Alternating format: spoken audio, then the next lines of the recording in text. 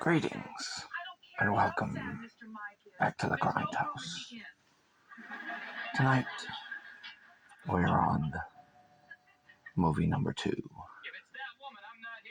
of more or less the unofficial post-apocalyptic trilogy that is basically from Italy.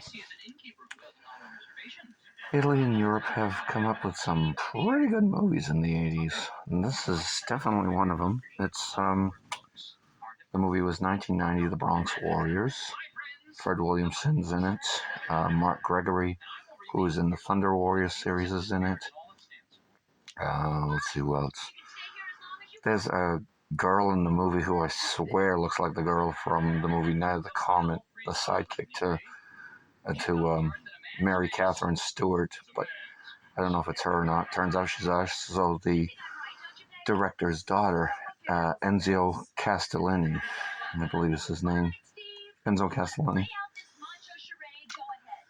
Good actress. The movie itself is it's not as dark as 2019 After the Fall of New York. But it is pretty violent.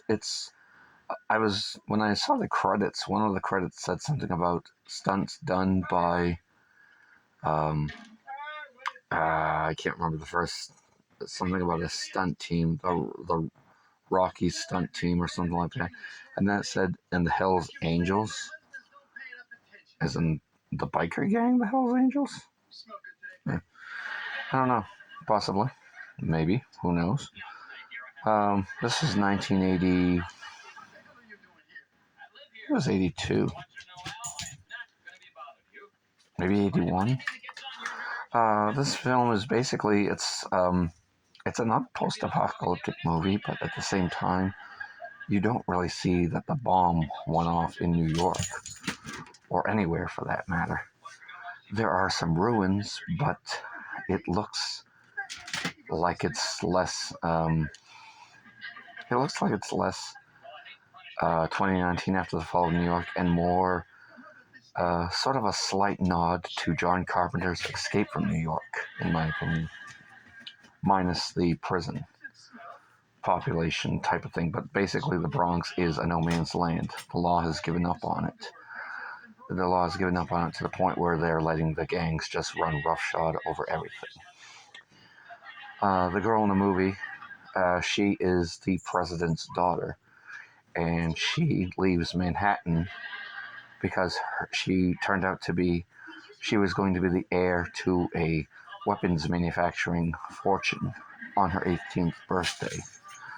And the president naturally, I assume, wanted her out of the way for that, because she would be running a lot of, I think they said 60% of the world's weapons manufacturing in the film.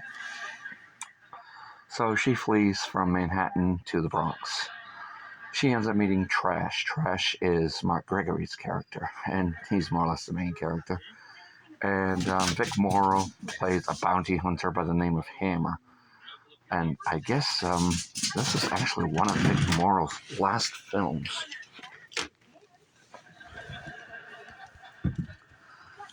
And I was watching an interview with Fred Williamson, who was also in the film. He plays Ogre. And he said that, I guess a week before, a week after they had finished shooting, Vic Morrow died on the set, of course, of Twilight Zone, the movie, back in the 80s. So there's that. I didn't know any of that until, I've never seen Twilight Zone, the movie, so I couldn't say if I'd like that or not. Although, it's Vic Morrow. He's probably good in it. God rest his soul.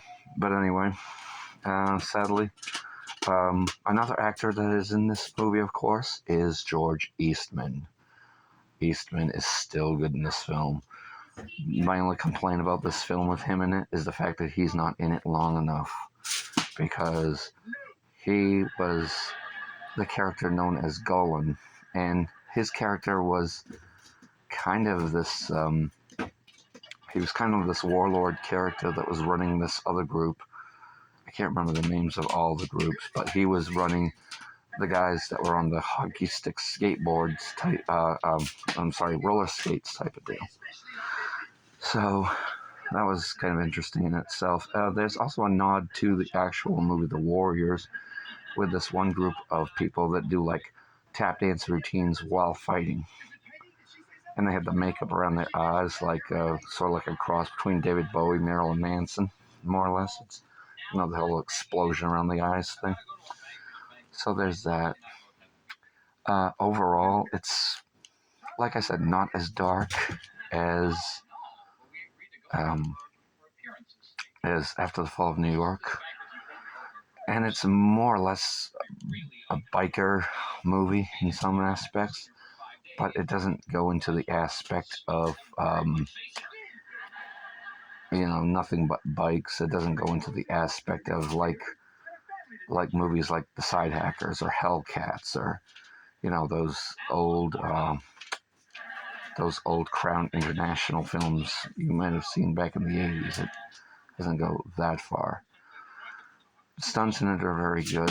The interview with Fred Williamson on the disc is actually pretty informative. He talks a lot about his acting career, of course, and he names off a few directors that are quite interesting that he worked with. One of them being Fulci. So, actually, if anyone is looking for this on physical media, I would suggest looking for the triple box set, which would be the post-apocalyptic collection. Which brings to mind the next one I'm going to be doing. The post-apocalyptic triple feature, the third movie I will be doing, will be George Eastman and Fred Williamson in The New Barbarians. Also, just for fun, there's a kid in the film, little blonde kid. Some horror fans might know him as Bob from House by the Cemetery.